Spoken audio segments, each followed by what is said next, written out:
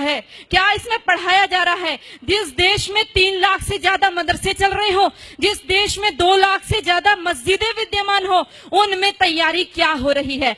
दिन रात बोल रहे ला इलाहा इल्लल्लाह, 5 बार बोलते हैं, 5 बार नमाज पढ़ी जाती है और शुरुआत इसी से करते हैं कि कोई नहीं है, ला माने नहीं है कोई भी अल्लाह के जैसा, और मोहम्मदुर रसूलुल्लाह अर्थात मोहम्मद ही उस अल्लाह का रसूल है।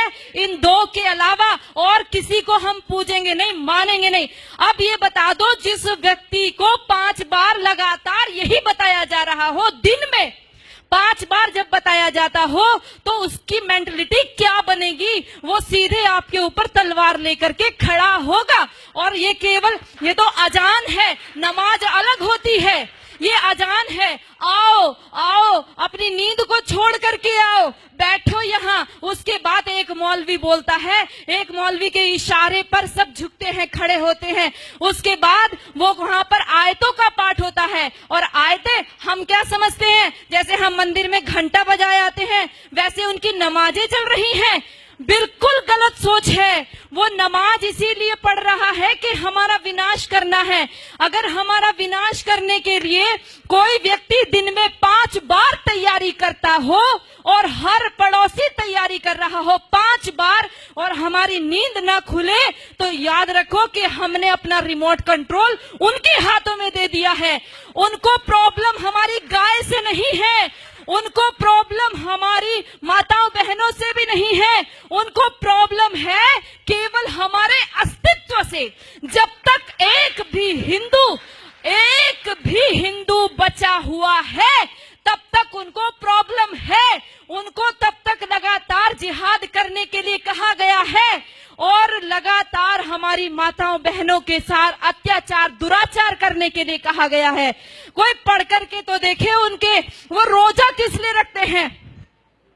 कोई पढ़े रोजा किस लिए रखा जाता है? रोजा कोई नवरात्रों जैसा व्रत नहीं है, कोई नवरात्रों जैसा व्रत नहीं। आज हम रोजे को नवरात्रे के साथ जोड़ रहे हैं। हम नवरात्रों में अपनी माँ दुर्गा की कल्पना करते हैं, उसको जीवन में उतारने की कोशिश करते हैं। जितनी मोहम्मद ने लड़ाई लड़ी थी, सारी रोजे के टाइम में लड़ी थी, और सारी की सारी तैयारी करने के रोजा इसलिए रखा जाता है कि आप लड़ाई लड़ोगे, जंग लड़ोगे, तो भूखा रहना पड़ेगा।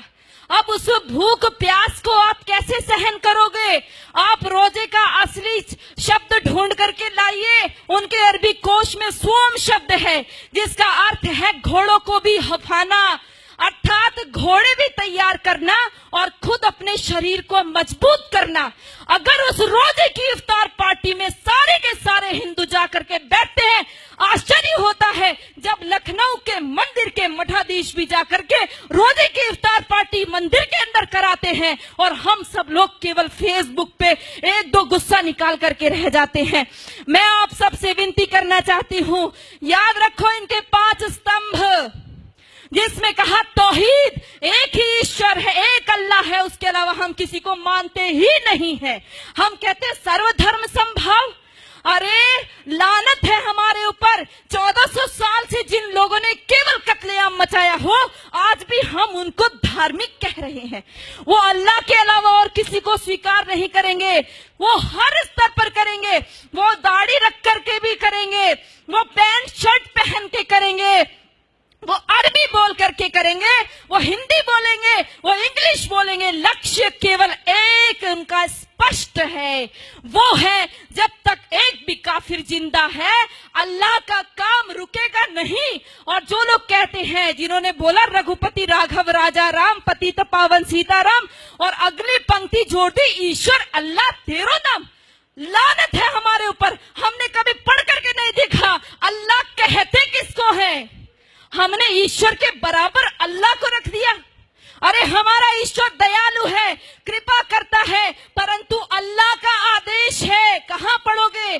कुरान पढ़ोगे। अल्लाह का साफ आदेश है, जो मेरे को नहीं मानता, जो जिब्राइल मिकाइल को नहीं मानता, जो मोहम्मद को नहीं मानता, वो काफिर है, और काफिर वाजिबुल कत्ल है, वो कटने योग्य है। इतना ही नहीं कहा, जब रमजान का महीना खत्म हो जाए, इनको घात लगा करके मारो।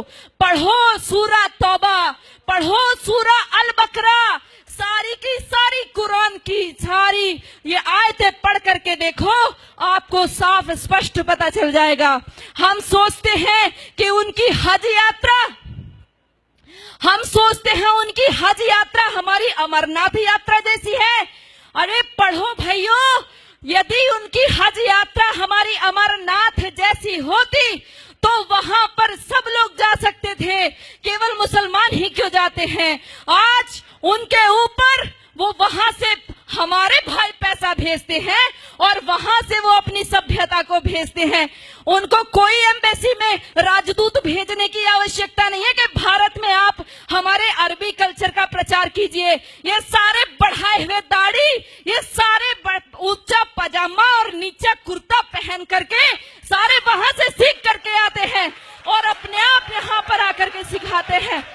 याद रखो, मिटेगा ये धर्म और आबरू भी जाएगी, तुम्हारे नाम से दुनिया को शर्म आएगी। यदि आज नहीं जागे तो कोई हमारे बचाने वाला नहीं है। ये नमाज खिलाफत का मिनी ट्रायल है। ये नमाज इसलिए कहता है कि एक खलीफा बैठाएंगे और उसका राज चलेगा। ये पहले भी हमारा देश आजादी के लिए जूझ रहा था और सारा मुस्लिम जगत खलीफा के लिए जूझ रहा था। इतिहास पढ़ करके देखो, मालाबार में जो युद्ध हुआ, हमारे लोग जो मारे गए वहां की महिलाओं के साथ, क्योंकि खिलाफत आंदोलन फेल हो गया। टर्की में खलीफा था, उसकी खलीफाई चली गई, खलीफा छोड़ करके इंग्लैंड भाग गया। वहां से इनको गुस्सा आया, आक्रोश हमारे हिंदू माताओं बहनों के ऊपर निकाला। वो जो लेडी रीडिंग को पत्र लिखा था हमारी हिंदू महिलाओं ने, कभी पढ़कर देखो। उन्होंने लिखा हमारी कितनी दुर्दशा हुई है। हमारे सामने हमारे बच्चों को, दूध मुहे बच्चों को भाले की नोक पर उछाल करके ऊपर टांग दिया गया। हमारी बेटियों माताओं के साथ में बलात्कार हुए। एक एक माता का बलात्कार करने के लिए 10-10 जिहादी थे और वो 10-10 जिहादी के बीच में फंसी हुई महिला ये सोच रही थी किसके लिए दुख मनाऊं, अपने बेटे के लिए या मेरे शरीर के लिए, किसके लिए रोएंगे। दर्द को भी दर्द आएगा, वो ऐसी भयंकर स्थिति है। और ये केवल एक आकस्मिक घटनाएं नहीं है, ये सब ऊपर से सिखाया हुआ है। भाइयों, आप सब लोग जो फेसबुक पे इसको रिकॉर्ड कर रहे हैं या अपने मोबाइल में रिकॉर्ड कर रहे हैं, ये मोबाइल में रिकॉर्ड करने की चीज नहीं है, दिल में रिकॉर्ड कीजिए। इसको अपनी बहनों को, माताओं, बेटियों, बच्चों को बताइए। नीति कृष्ण कहता है, नीति का अवलंब ले पहचान शत्रु प्रहार को। कृष्ण का आदेश सुन गुंजा दे गांडीव की टंकार को। ऐ पार्थ चादर तान कर सोता रहेगा कब तलक, तू उठ जरा निज शौर्य का परिचय करा संसार को। तो उठ जरा निज शौर्य का परिचय करा। धन्यवाद।